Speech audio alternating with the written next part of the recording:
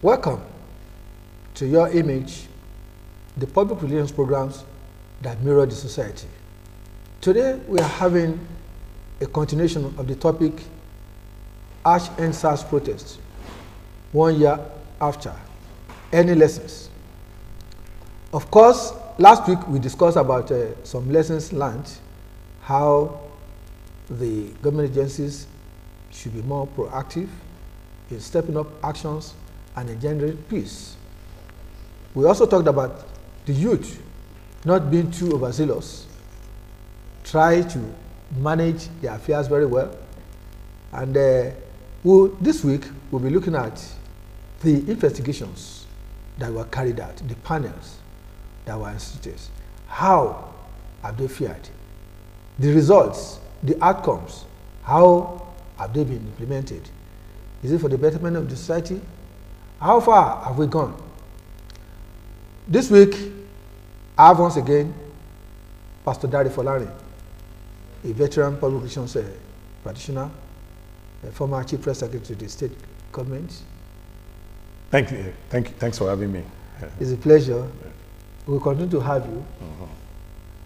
I also had last week, and is still here with me, Mr. Jamil Folari, a lecturer at the Christian University, Abeokuta.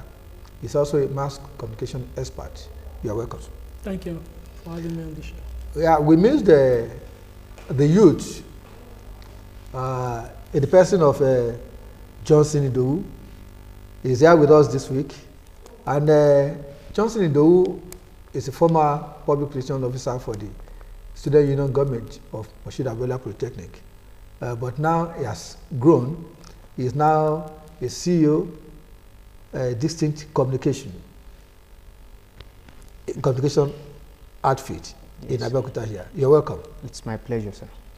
So the floor is open, and we want us to look at the panels that were set up.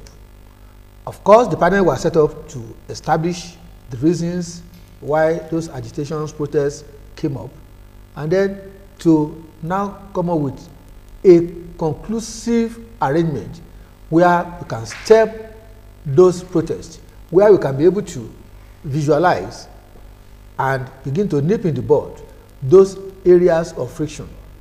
So, how have you fared? Any result from the panels? Yeah, the panels have met and they sat, and some of the things, there were a lot of revelations. You know, when I was listening to some of their reports, all of them, virtually all of them, you know, reported that the policemen hit them with gunbots, they whipped them, they kicked them. Some even said they boxed them. Some were detained illegally. Some were maimed. Some were shot. You know, so various acts of brutality and all the rest were reported. And then most of the states have submitted their reports. But it's instructive that it's only Lagos State that has paid compensation. We are still expecting other states to pay compensation to those who were affected. Having said that, it's a good thing, you know, because this will moderate the policemen in how they treat with people, especially under a democratic dispensation. We are not a banana republic, and we are not in a guerrilla thing that people should be treated civilly. If a crime has been committed, you know, arrest the person and take the person to court under 24 hours, you know, the writ of habeas corpus, you know. So all these laws must be followed, you know. So what we are saying is that this has happened.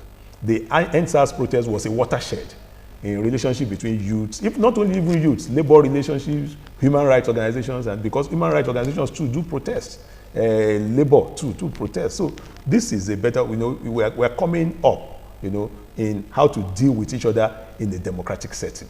So I'm glad that there have been lessons, and the lessons have been learned. Yeah, I'd like to ask the youth who is here to represent the largest population that we have in the nation. The question is this: are you justified, or are you happy with the report or submissions of those panels? Yeah. Well, obviously, the NSAS protest has really done a lot between the police and public relationship, because before the protest, there has been several cases of police brutality, but to a large extent, this brutality has been reduced.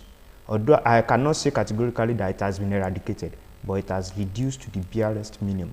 And the panel has done a whole lot of work with the arrangement. Most of the panels have submitted their submission, but it's just unfortunate that our government, most of these states, are not meeting up with the recommendations of these panels.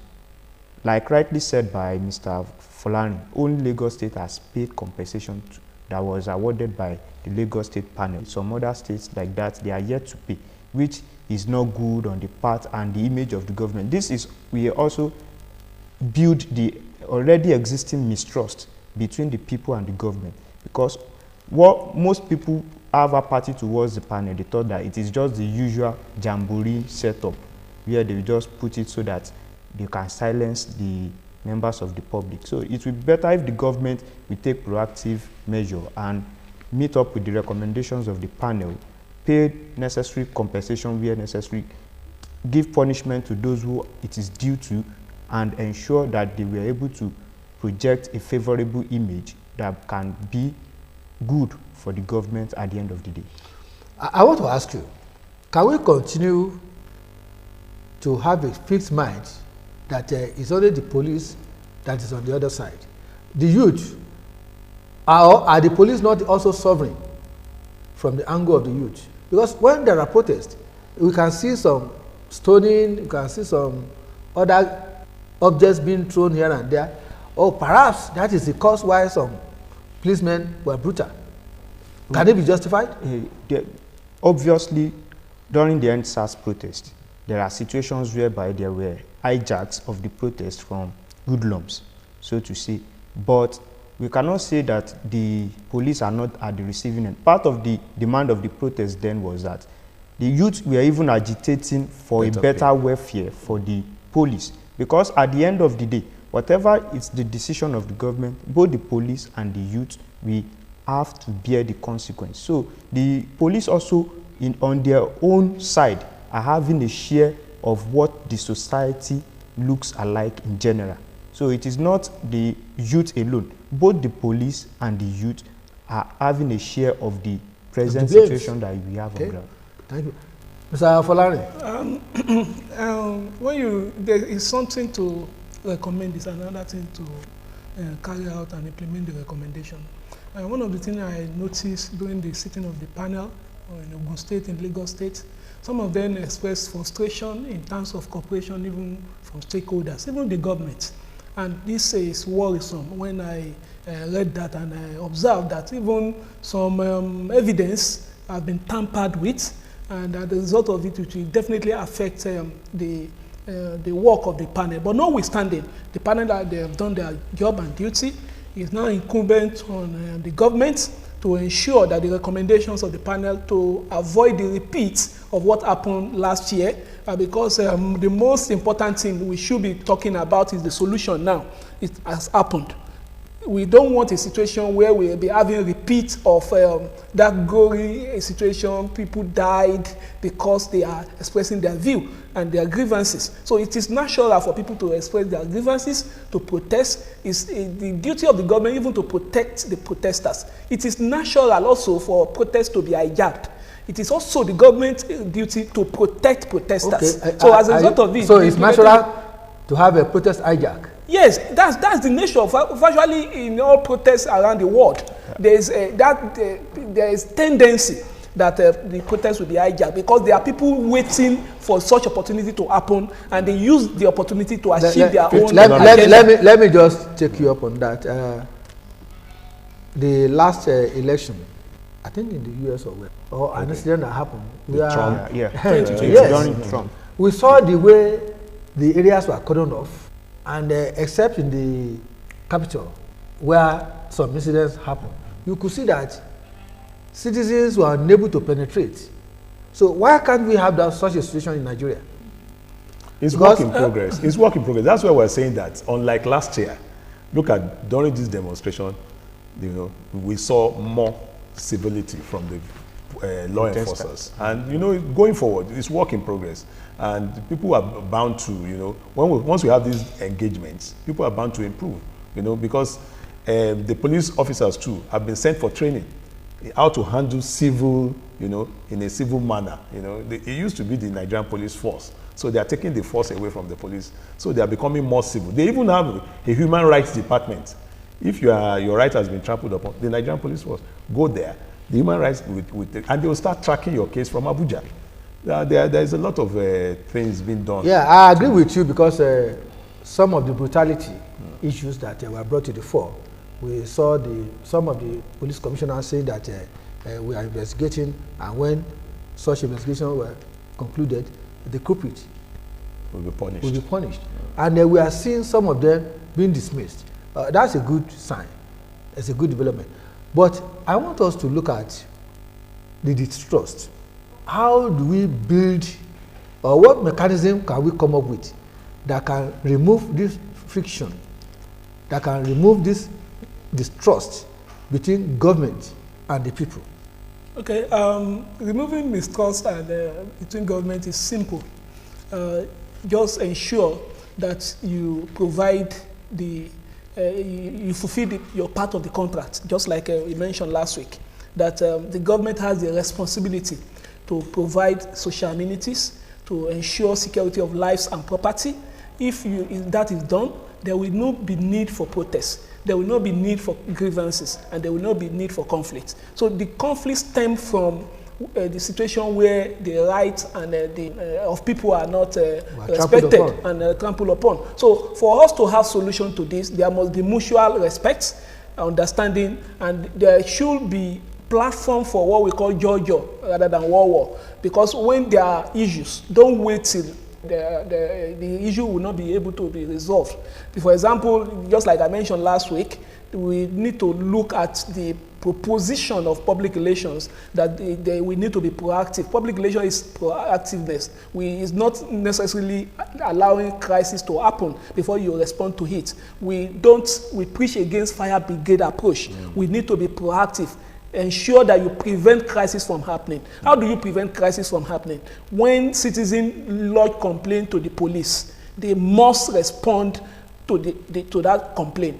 When the right of a citizen is being trampled upon, it must be addressed without necessarily going through a bottleneck. So for us to have a good relationship between the government, for example, the police that are law enforcement agencies, and we also have the citizens, there must be mutual understanding, mutual respect, and the part of the citizen to also obey the constitution. We must also note that, because it's not enough for us to say government must protect our rights and without us also obeying the law of the land. So if we violate the law as citizens, we must be ready to bear the consequence. But if we work within the dictate, the spirit and the letter of the constitution, then we must also be protected. So for us to have good relationship, both parties, the government and the citizen, must ensure that they do their part in order to have I like to add that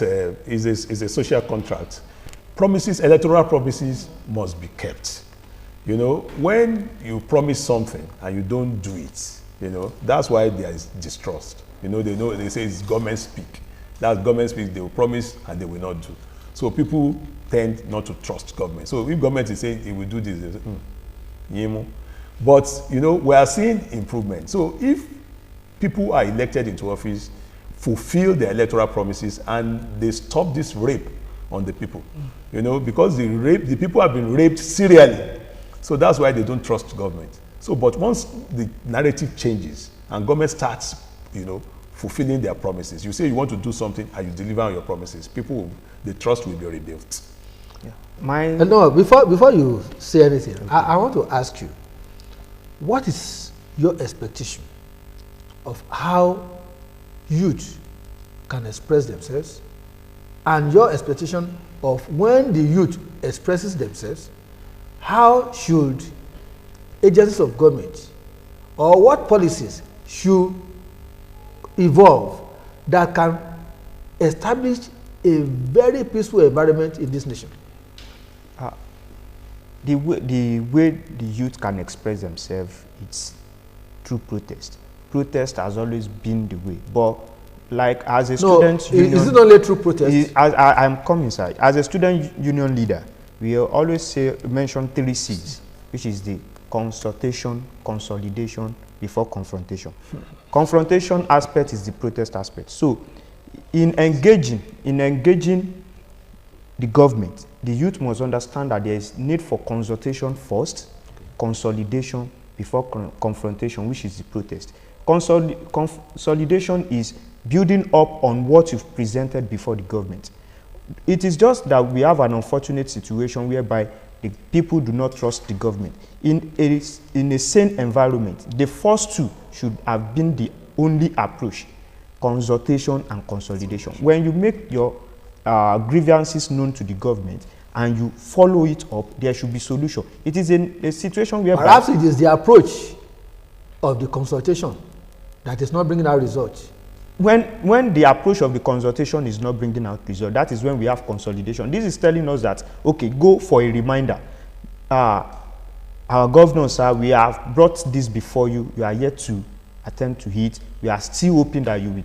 And in the situation where such is not now attended to, that is when you see people going out for protest. I've been a part of protest. It's just that the setting of the NSAS protest was what brought about the hijack. Most of the protesters don't know themselves. It was mobilized through social media. So people coming from different who doesn't know themselves, that is why it was like. But a well-planned protest should not be hijacked. I could remember I was involved in a protest, and we have the policemen on ground to secure us. We were even forming security line for ourselves to prevent infiltration from members of the public who may want to take opportunity to hijack the protest. So protest is a good approach, only that when you want to put a protest in place, you need to plan very well. Protest doesn't just come up like what we have in the NSAS, whereby you just call A, call B from different angles, you don't know them. So they were not organized. That is the major problem with the NSAS protest. A particular incident happened where government called for the leaders of the youth to come forward. Do you think that is good? The problem is not a problem that just started. There is mistrust, even among the people. When the government, during the protest that the government invite leaders, people were saying we don't have leaders. So who will go out and channel? A struggle with that leadership. That is, how can you now hand results? Like I said, that is the reason why the protest was hijacked. There is nobody to put the protest in order that, okay, those that were assumed to be leaders were because of their public appearance, because they were regarded as public figures. The like of Faz, the like of Mr. Macaroni, the like of Aisha Yusufu, because they were not a leader put in place. So there is need for a leader, the youth, yes, to have a structure, to be organized, so that whenever they are putting their agitations forward, the civil approach will be used, because they will have an organized setting that can make something happen for them. Thank you very much. Let's look at the agencies of government. We are pointing accusing fingers at the police. Are there no other agencies that this kind of impunity, this kind of brazen display of force, brutality? Oh, there are so many agencies. You know, in the Ministry of Justice, you have this advocacy thing. There is the arm, you know. Then we have the civil rights movements. Then we have the so many organizations of government, reconciliation, National Orientation Agency. Are they doing their job?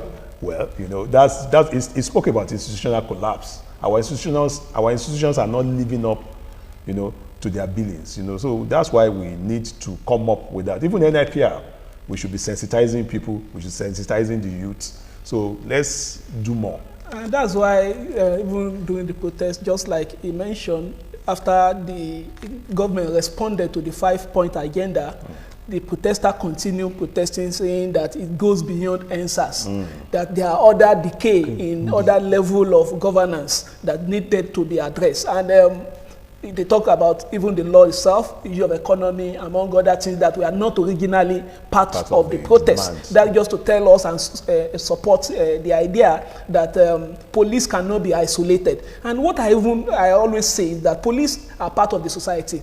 The reflection of what the police are doing is the reflection of the members of the society. Whatever the police is doing, we as citizens, is our character. So we need to reform ourselves. We need to look at not only the police, we need to look at the education sector, we need to look at the religion, we look at the mass media. We need public relation practitioners and professionals need also to contribute to this issue by ensuring that we have that value system that will enable us to act rightly, because the gist and the foundation of this problem is in our value system.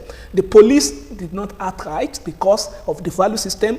Those that are breaching the law, the police are about arresting, they also hide under being brutalized to continue committing their crime. So it's not limited to the police. Virtually all institutions, and there's need for us to reform ourselves and to reform all institutions in order to address the challenges we have. And solution is the most important. Just like we mentioned, after 1 year, what insight do we get from it? What are our limitations? What are the evidence provided from all what has happened? And how do we forge forward after this? In area of governance, it is believed that there are certain investigative activities that are being carried out that individual people may not be seen. Underground investigations. Can we justify that all these are still happening? And what result are we having? Well, they are still happening, though we are not getting joy. You know, don't forget that the DSS, they are carrying out investigations.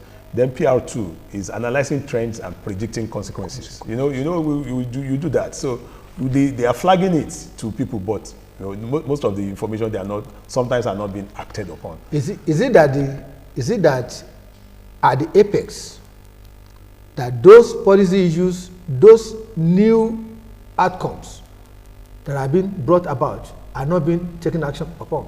Yeah, that's why we have this gap. That's why we have what we're having. So, but if everybody, all stakeholders, if we now come together and you flag something to government, and then government will act on it, the society will be better. You see, I want us, even in our own area of operation, communication, public relations, it's like we're also shying away from our duty, which is to begin to scan the environment, to begin to speak to the powers that be, to begin to send proposals. Because I believe that PR practitioners too must come up with a very viral and active actions in their respective areas of operation. If in the DSS, the PR angle is looked into, and proposals and explanations are sent to the appropriate quarters, it is now left for us at the other level to begin to say, okay, we have sent proposal. Yes. This has not been done. That has not been done. Then government at the higher level will have no cause other than to implement. But you're absolutely right. We need enlightenment. We need to enlighten. People need to be alive to their responsibilities. Agencies, professionals, all of us, we need to do more. That takes me to the agencies of government that are information based. I think in respect of that, I am also one of the information managers in terms of fact-checking. One of the problems with NSAS protests and the issue around it is issue of information management, issue of false information, manipulated content, also fuel the issue of NSAS protests. So as a result of this, we need to ensure that we manage information from the government side, from the protesters. We must promote narrative that we achieve our objective. We want reform. We must also not be part of the problem. From the government, it's not enough for us to quell protests with false information. From the protesters, it's not enough for us to spread fake news, in quotes, to achieve our objective. The most important thing is public relations promote truth and factual presentation of issue. This is how we can resolve the problem we have in terms of information management. Thank you very much. First, I believe you have been enjoying our guests. They have been coming up with active and visionary steps that government can take, that even individuals can take, groups can take. This is Your Image, a public education program on TV. Next week, same time, please join us.